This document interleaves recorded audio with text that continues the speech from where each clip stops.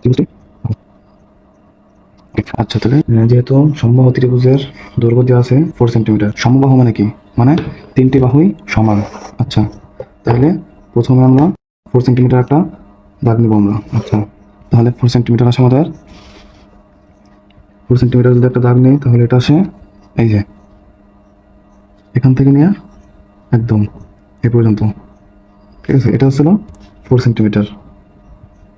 4 centimetre. ওকে। আচ্ছা, তাহলে আমরা এখন একটা ইচ্ছা মতো একটা দাগ নিব। দাগটা একটু বড় করে নিব। পরে এটাকে আমরা কেটে 4 সেন্টিমিটার করবো। আচ্ছা, তাহলে আমরা একটা পেন্সিল কম্পাস দেবো। ঠিক আছে, এটা আমরা প্রথমে সমান করবো। হুম, এটা সমান হয়ে গেলে এরপরে শক্ত করে আটকিয়ে এরপরে এখান থেকে আমরা এই যে 4 সেন্টিমিটারটা নিয়েছিলাম, এখান থেকে আমরা মাপ নিব 4 সেন্টিমিটার হয়েছে কিনা। ঠিক আছে, এই যে কিন্তু 4 সেন্টিমিটার হয়ে গেছে। এরপর আমরা এখানে বসাবো। ঠিক আছে, বসানোর পরে এরকম একটা দাগ দিয়ে নিব।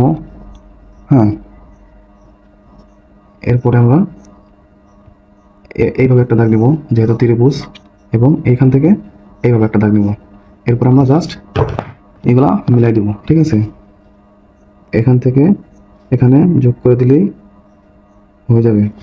ঠিক আছে, আবার এখান থেকে এখানে, এই তো, এই যে এ বি সি, এবিসি ত্রিভুজটি হয়ে গেল।